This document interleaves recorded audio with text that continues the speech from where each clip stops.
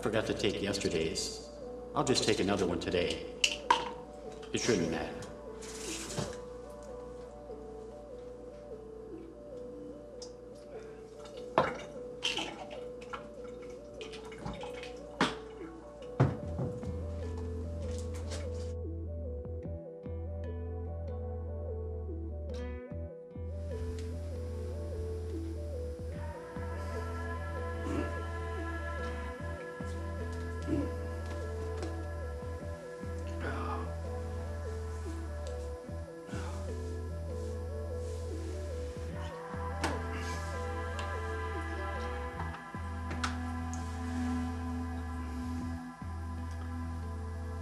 Hello, nurse.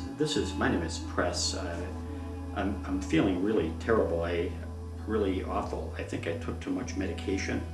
I took yesterday's pills and today's pills together, and I feel real woozy. And could I speak to the doctor?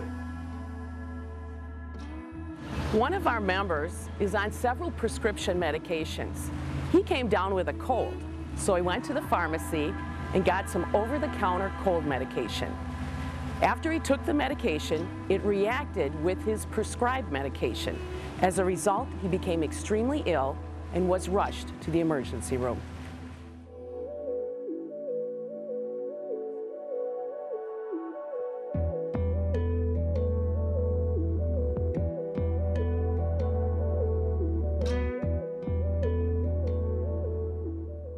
The pills we take help us deal with medical conditions. They improve our function, they help us go about our daily duties. But these wonder drugs contain a hidden danger if they're misused, or if we develop a negative side effect and we ignore that, or we don't tell our doctor right away.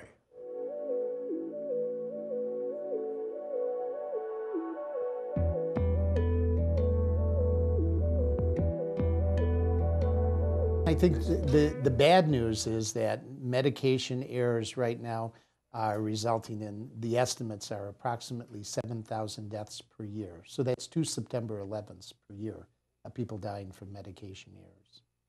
And another 1 million people a year being injured by medication errors. The Institute of Medicine was estimating, and just from the inpatient hospital side of this, the 10% of hospitalizations that are resulting from these errors and the injuries being caused by the errors, they estimate that to be somewhere in the neighborhood of $3.5 to $5 billion a year. I think that people over-medicate.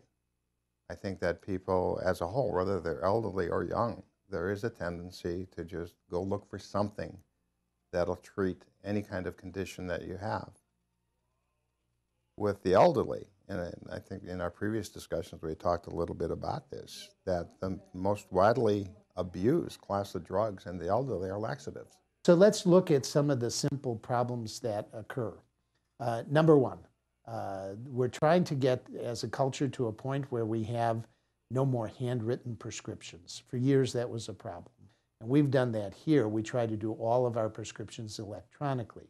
So we're in the exam room together, we pick the medication, we pick what pharmacy, we fax a typed out form that goes to the pharmacist. And then it also gets entered electronically into your drug profile of current medications that you're taking. Confusion with the medication. For a long time, Wisconsin did not allow the name, putting the brand and generic name on prescription labels. So a doctor would say, I'm going to prescribe Lasix, then they would go to the pharmacy and insurance would require that the pharmacy fills it with furosemide. And somebody would get home and say, well, the doctor wants you taking Lasix, well, I have this furosemide. Is that the same thing? The hard part for patients and for everybody involved in this process is that drugs have two names. You have a generic name and you have a brand name. So let me just take one simple example and look at all the potential error points along the way in a patient who's on just one drug, and I'm going to call this drug Ziac, it's a high blood pressure medication, and see what can happen as he goes from the office to the hospital back to home. You would think it would be very simple. He's on Ziac, goes in the hospital, they decide to keep him on it, and then he goes home on it. Well, first of all, Ziac has another name. The generic name is bisoprolol hydrochlorothiazide. So let's say on a particular weekend, this patient says, well, I see there's a special at Pharmacy X, they're giving a discount. So I go there and they give me the medication and they say, do you want the brand name or generic? So you say you want the generic. So they put the generic name, bisoprolol hydrochlorothiazide. The person takes it home. But maybe another weekend they go to a different pharmacy and the pharmacist put on it the brand name, Zyac, and now the patient has both bottles at home.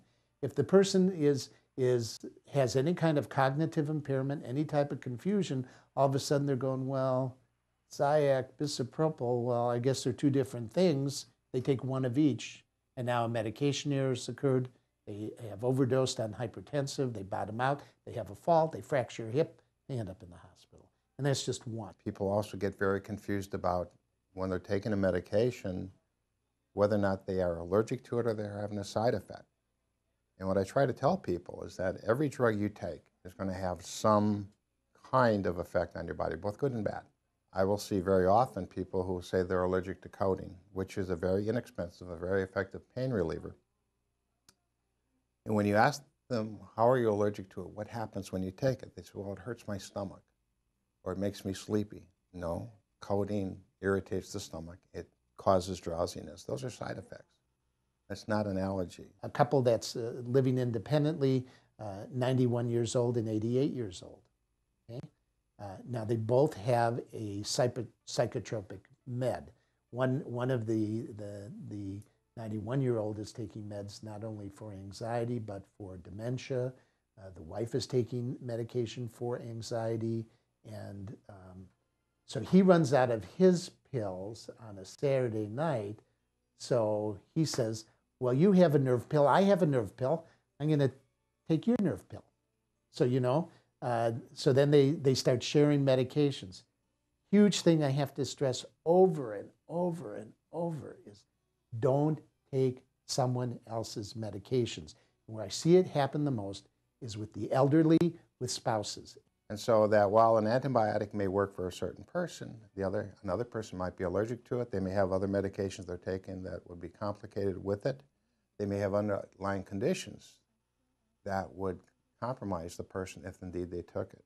I remember one time I went to visit my mother in Florida, and she was telling me, she says, oh, you know, she was at the Mahjong group with her lady friends, and her son's the doctor. So she says, well, you know, Ethel was telling me that, you know, she's got, you know, palpitations, and she takes this pill, and it works really good for her. So I asked her to give me some of hers. Well, yeah, she was on digoxin for atrial fibrillation. I'm going, Mom, no, you don't do that. The elderly especially have multiple medications.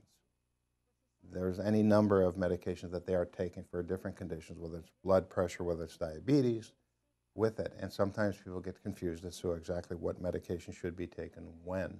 Plus, they will then go and buy over-the-counter medications, antacids or laxatives, other medications for cough or cold that they take on top of everything else. So just the sheer number of medications that some of the elderly are taking create confusion. So they ration their pills by taking a lower dose. They go from one pharmacy to another pharmacy to another pharmacy looking for bargains. They send it off to the Canadian pharmacies to get something inexpensive. They try to get by maybe by taking an over-counter thing that they see an ad for that is described as something that's good for your diabetes or good for your cholesterol or good for your, you know, for arthritic pain or good for migraine headaches. And so they start getting these concoctions of things going that no one knows they're taking. The pills that our doctors prescribe for us are specifically designed to care for and to relieve a variety of ailments and medical conditions. And we all develop those as we get older.